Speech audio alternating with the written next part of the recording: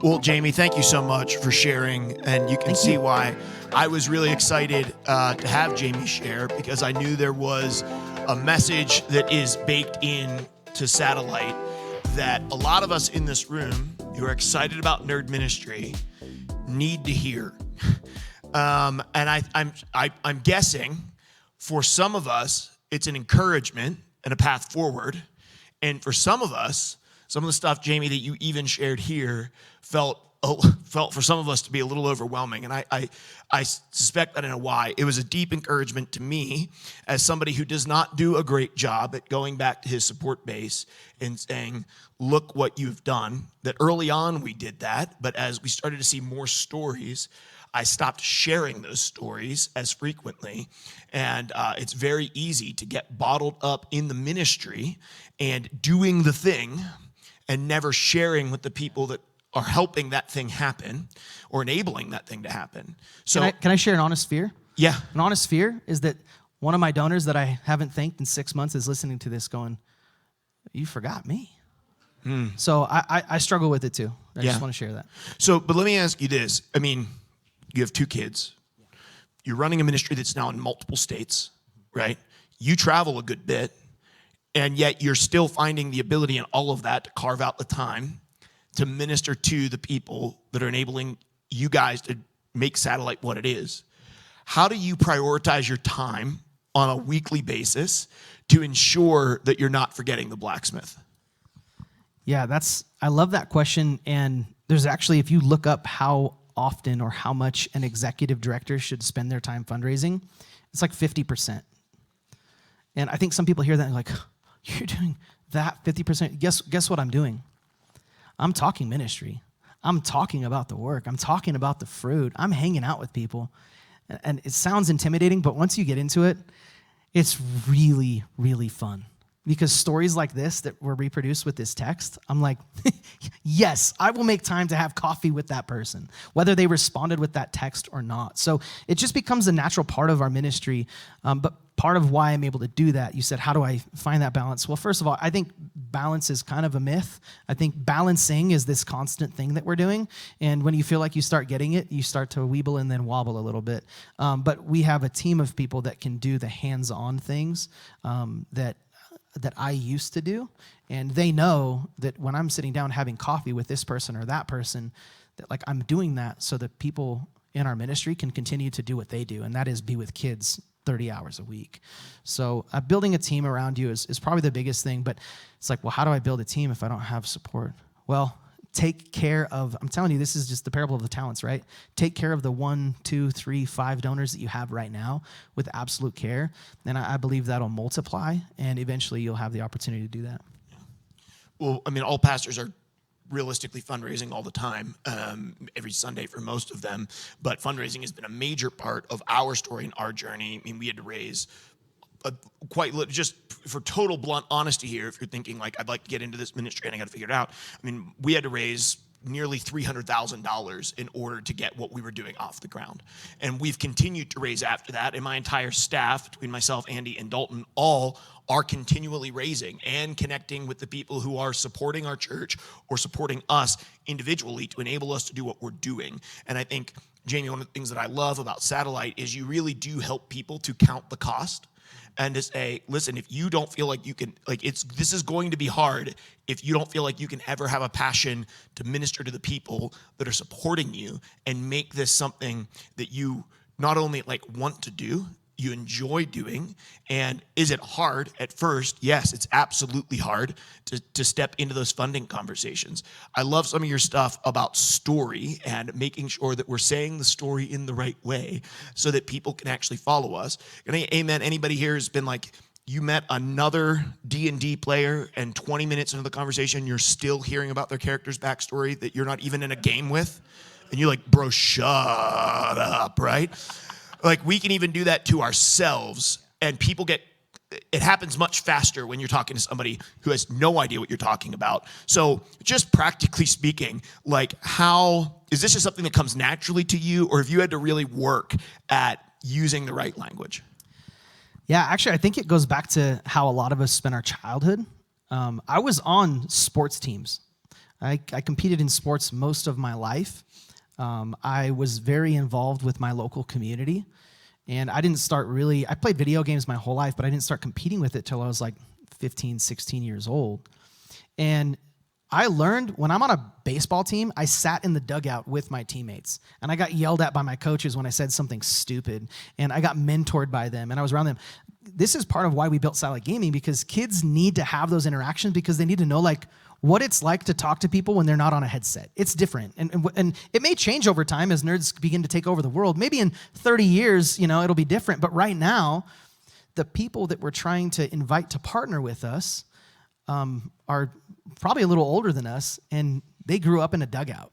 They knew what it was like to have a casual conversation and cheer for their friends in a way that all made sense. So I think that it was instilled in me at a young age because of a lot of my experiences. And for those of us that don't go to things like Rotary or Chamber of Commerce, I don't like going to those things. I think they're super boring. But I go to them because it helps me be with the normies. And it helps me understand that like I'm going from this world to that world, and I need to come back to this world to tell them how it's going. So some of it comes naturally. I have a background in sales and marketing, so that kind of helps. I don't think that it's about sales. I think what I learned from doing sales was like, if I'd said something weird, that person was not buying a product and I was not getting a paycheck. I'm going to say less weird things now. Like, it's just, you got to learn that way. And that's what taught me anyway. This idea of going to Chamber and Commerce and Rotary in our community is, but it's so powerful. Like, hey, like break out, like, okay, I have something I felt like I was supposed to say. Do I have your permission to say it? That it Let it rip. Yeah, I usually don't try to do any of like my own thing here, but just for a moment. A lot of us who come out of gaming and nerd culture, we come out being ostracized and misunderstood. And we get a rise out of confusing people. We like it when people don't understand what we're talking about because it makes us feel better about ourselves. Yeah. If you are going to harbor bitterness and unforgiveness in your heart, God won't fund the ministry he's placed on your heart. Until you can forgive the people who have ostracized you and learn to work with them and beside them because they're your brothers and sisters in Christ, you're always going to have a hard time funding the thing that God has placed on your heart. That's really hard to do. Yeah. But it's very, very important. You got to love the lady who hates gaming.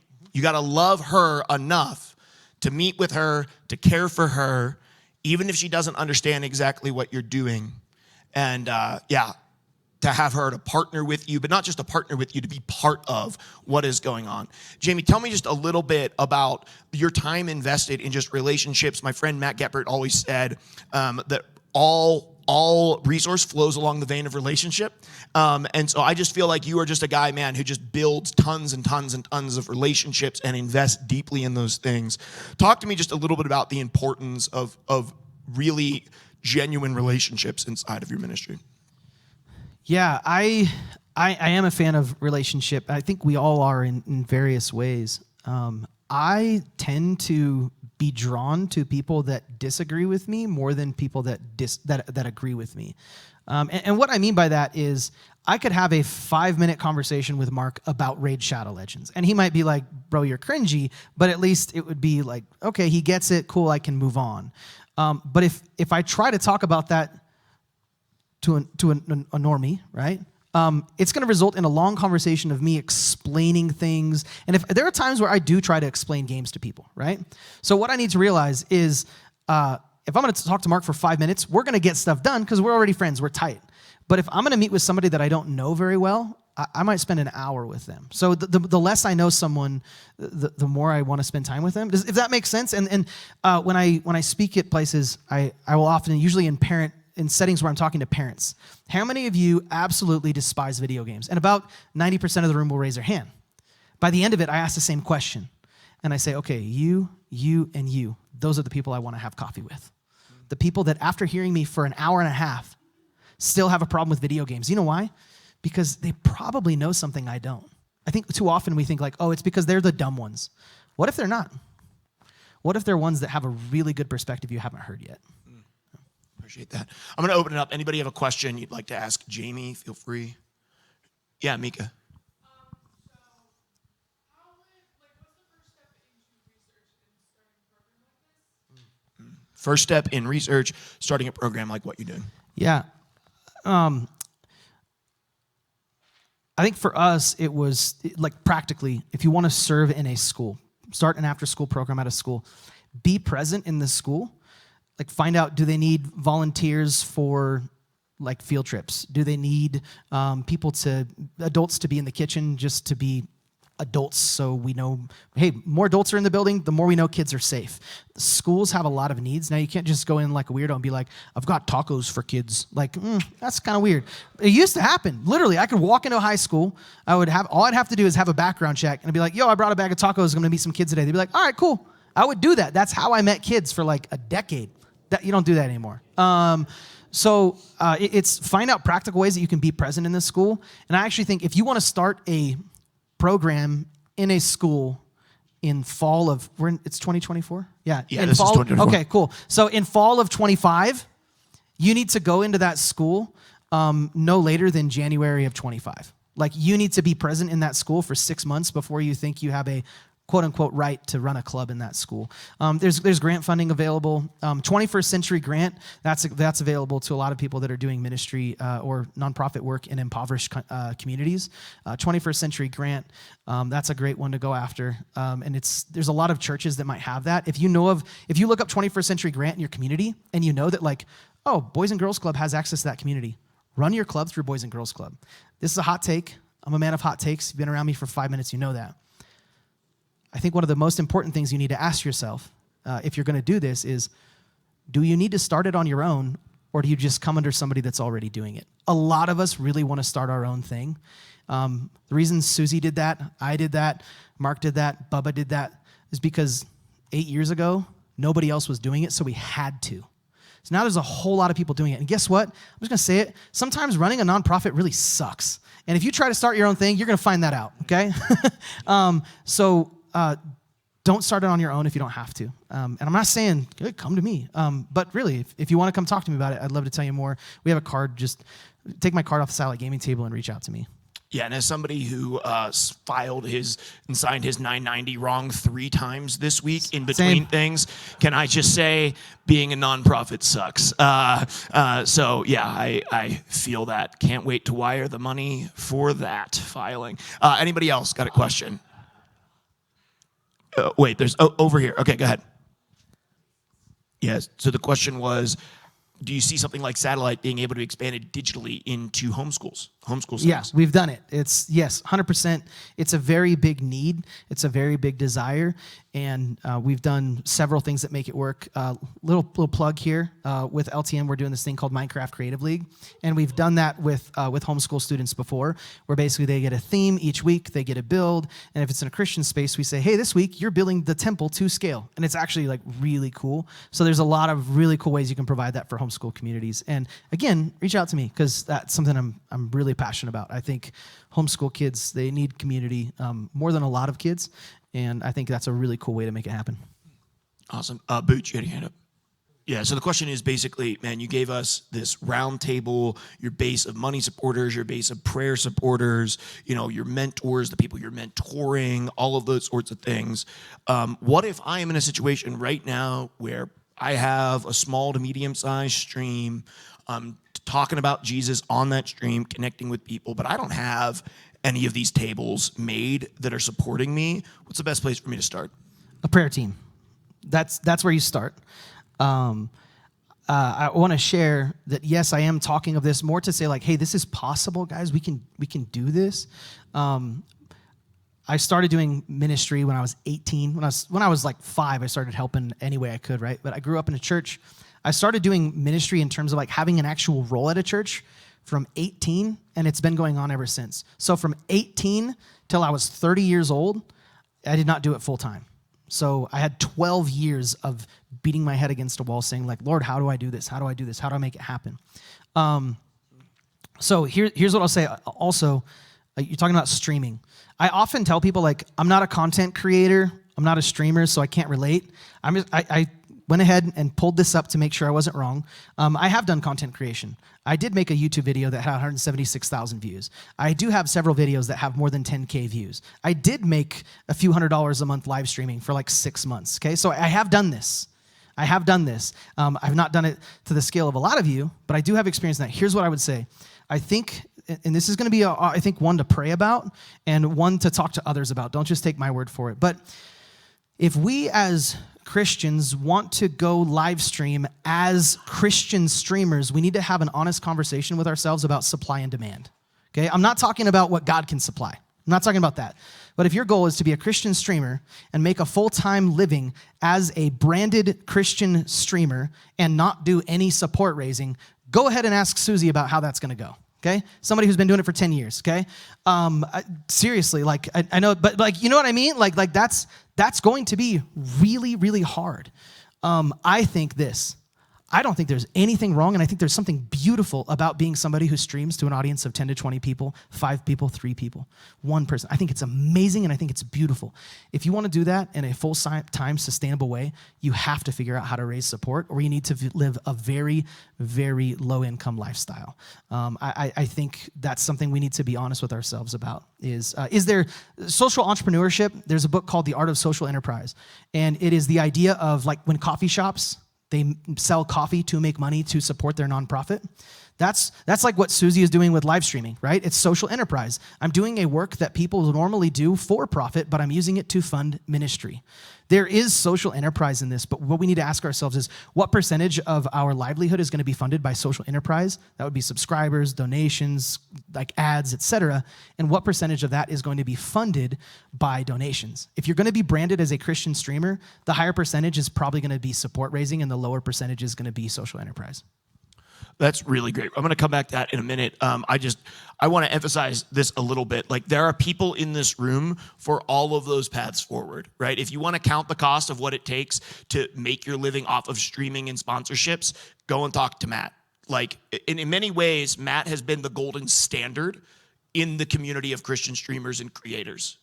Like, many, many people have looked to Matt and said, I want to do that, right? But there are those who are also in this room and you're like, no, I think I would like to raise my support to do that. Like, go talk to Reliant. Come talk to Jamie. Like, come talk to people who have gone and they've said, hey, I love what you're doing, but I'll be perfectly honest. I watched Matt for a long time. And when I was considering Lux, I said, I want to stream a little bit, but I don't want to do that. and I love what Matt is doing, but I can be, as his brother, I can just say in all honesty, I was like, I am going to go spend 9 months asking people to support me because I don't want to, like, I love Matt. I love what he's doing. And I think he has a unique calling to it and it's a blessing, but just don't get pigeonholed into thinking that there is only one avenue forward towards supporting and funding your ministry. If you want to ask about like, hey, I don't want to just do it through sponsorships and this, I want to look at multiple streams of income, go talk to Ryan. Like, Ryan is doing that right now. Like, he's working on going full-time in creation through social enterprise right now, but he's doing that through a multitude of streams of income that are coming from a whole bunch of different places. He's leveraging his skill set to be able to do that. If you want to know how to do that, like, go talk to Ryan. He's living that life right now. And all of us will let you know, here's what the cost is. Because it's not just a, hey, here's the plan, now go and do it. We're also going to tell you what the emotional tool is, what the mental cost is. We're going to communicate to you, there's a cost that you're going to have to pay, and we want you to be able to accurately pay, count that cost before you start building the foundation, and you can never put a roof on it. And like that's all of our hearts who are doing what we're doing right now. Okay, yeah, go ahead. Yeah, so the question was, Jamie, if you're a youth pastor, go back, which our youth pastor friend in the room, right? He's a youth pastor, so he's asking this from really where he is, I'm sure, right? Like, if you're going to go back to yourself as a youth pastor, what would you say today? Get ready for Fortnite. That's very funny. Yeah. No, so seriously, what would I do? I love that. And I think it would be, I think it would be, take the relationship that you have with people in person. This is just me. This is what I would say. I'm sure there's people who say something different. I would say to myself, hey, you know how you're doing that in-person stuff? And you know how you're playing video games and building extracurricular programs and it's in public schools? Keep doing that, because there are going to be a lot of people doing other things, and those things need to happen. But I wouldn't have even started live streaming, because I would have seen what everyone else is doing and be like, sweet, that box is covered. What else does the church need to do? That's what I would have done. I probably would have not gone that route, because again, it wasn't my skill set. It wasn't where I felt called. I'll be honest. I think at times it was because I wanted to see numbers grow. That's why I play Raid. I want to see numbers grow. That's why I dabbled with live streaming. That's why I used to be really involved with social media. I like seeing numbers grow. I let my ego get to me. So if you ever see me on social media, just be like, you doing all right? Yeah. So that's what I would say. I'd say lose the ego. Focus on what God called you to. Awesome. We got time for one more. We got one more question in the room. Oh my gosh, Jamie, you answered all the questions. I don't know that I answered them. That's awesome. Hey, can we give Jamie a round of applause? Thank you so much for sharing with us, brother. I'll take it.